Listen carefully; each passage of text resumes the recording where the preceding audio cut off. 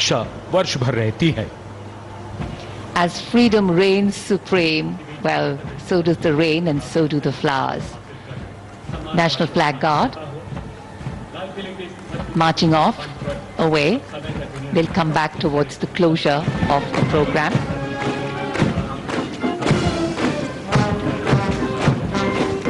राष्ट्रीय ध्वज गार्ड में सेना की टुकड़ी की कमान संभाली थी मेजर दिनेश एन ने। नौसेना की टुकड़ी की कमान संभाल रहे थे लेफ्टिनेंट कमांडर सचिन धनखड़ और वायुसेना की टुकड़ी की कमान संभाली स्क्वाड्रन लीडर CS श्रवण देवैया ने। दिल्ली पुलिस के जवान भी इस राष्ट्रीय ध्वज गार्ड में शामिल, जिनकी कमान संभाली है एडिशनल DCP अर्चिन गर्ग ने। इंटर सर्विसेज गार्ड में इस बार समन्वय का दायित्व नौसेना को सौंपा गया था, जिसका नेतृत्व कर रहे थे कमांडर विनय दुबे।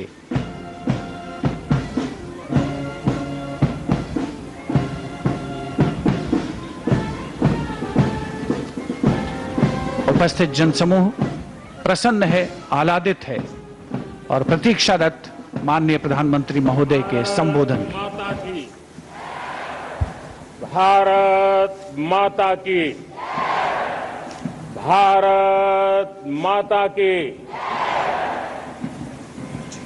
मेरे प्यारे देशवासियों, मेरे परिवारजन, आज वो शुभ घड़ी है जब हम देश के लिए मर मिटने वाले, देश की आजादी के लिए अपना जीवन समर्पित करने वाले, आजीवन संघर्ष करने वाले, फांसी के तख्त पर चढ़कर के भारत मां की जय के नारे लगाने वाले अनगिनत आजादी के दीवानों को नमन करने का ये पर्व है, उनका पुण्य स्मरण करने का पर्व है। आजादी के दीवानों ने आज हमें आजादी के इस पर्व में स्वतंत्रता की सांस लेने के लिए सौभाग्य दिया है। यह देश उनका ऋणी है। ऐसे हर महापुरुष के प्रति हम अपना श्रद्धा भाव व्यक्त करते हैं। मेरे प्यारे देशवासियों, आज जो महानुभाव राष्ट्र रक्षा के लिए और राष्ट्र निर्माण के लिए पूरी लगन से, पूरी प्रतिबद्धता के साथ देश की रक्षा भी कर रहे हैं, देश को नई ऊंचाई पर ले जाने का प्रयास भी कर रहे हैं। चाहे वो हमारा किसान हो, हमारा जवान हो, हमारे नौजवानों का हौसला हो, हमारी माताओं बहनों का योगदान हो, दलित हो, पीड़ित हो, शोषित हो, वंचित हो, अभावों के बीच भी स्वतंत्रता के प्रति उसकी निष्ठा, लोकतंत्र के प्रति उसकी श्रद्धा, ये पूरे विश्व के लिए एक प्रेरक घटना है। मैं आज ऐसे सभी को आदरपूर्वक नमन करता हूं। प्यारे देशवासियों, इस वर्ष और पिछले कुछ वर्षों से प्राकृतिक आपदा के कारण हम सबकी चिंता बढ़ती चली जा रही है। प्राकृतिक आपदा में अनेक लोगों ने अपने परिवारजन खोए हैं, संपत्ति खोई है, राष्ट्र ने भी पारावार नुकसान भोगा है। मैं आज उन सब के प्रति अपनी संवेदना व्यक्त करता हूं और मैं उन्हें विश्वास दिलाता हूं यह देश इस संकट की घड़ी में उन सब के साथ खड़ा है। मेरे प्यारे देशवासियों, हम जरा आजादी के पहले के वो दिन याद करें। सैकड़ों साल की गुलामी, हर काल संघर्ष रहा। युवा हो, बुजुर्ग हो, किसान हो, महिला हो, आदिवासी हो, उन्होंने गुलामी के खिलाफ जंग लड़ते रहे, अविरत जंग लड़ते रहे। इतिहास गवाह है कि 1857 के स्वातंत्र संग्राम जिसको हम याद करते हैं, उसके पूर्व भी हमारे देश के कई आदिवासी क्षेत्र थे जहां आजादी का जंग लड़ा जाता था। साथियों, गुलामी का इतना लंबा कालखंड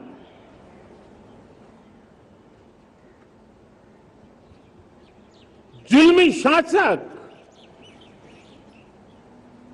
अपरंपार यातनाएं, सामान्य से सामान्य मानवीयों का विश्वास तोड़ने की हर तरकीब है। उसके बावजूद भी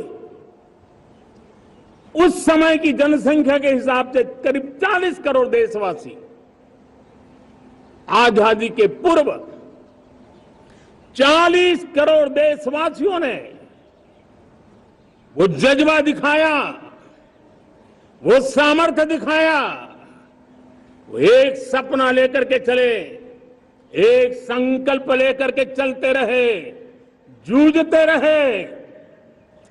एक ही स्वर था, वंदे मातरम। एक ही सपना था, भारत की आजादी का। 40 करोड़ देशवासियों ने, और हमें गर्व है कि हमारी रगों में उन्हीं का खून है। वो हमारे पूर्वज थे। सिर्फ 40 करोड़ लोगों ने दुनिया की महासागर को उखाड़ के फेंक दिया था।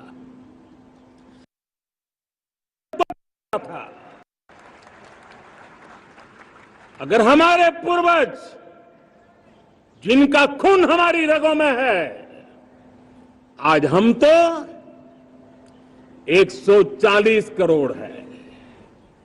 अगर 40 करोड़ गुलामी की बेड़ियों को तोड़ सकते हैं, अगर 40 करोड़ आजादी के सपने को पूर्ण कर सकते हैं, आजादी लेकर के रह सकते हैं, तो 140 करोड़ देश के मेरे नागरिक, 140 करोड़ मेरे परिवारजन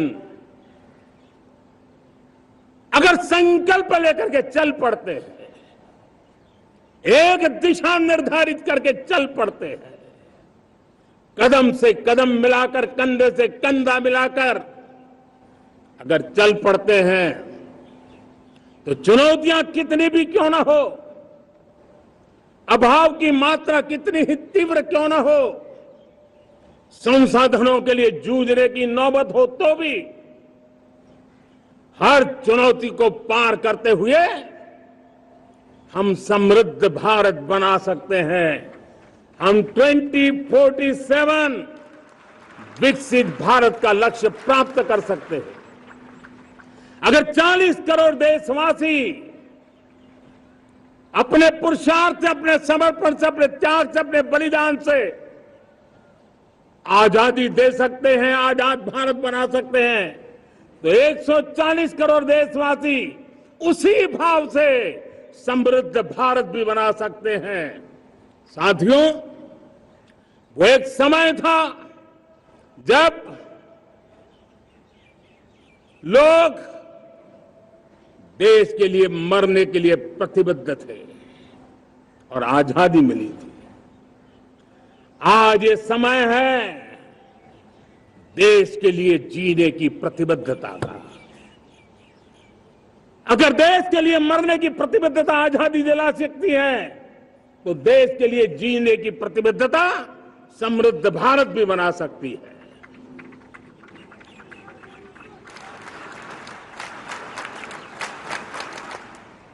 साथियों,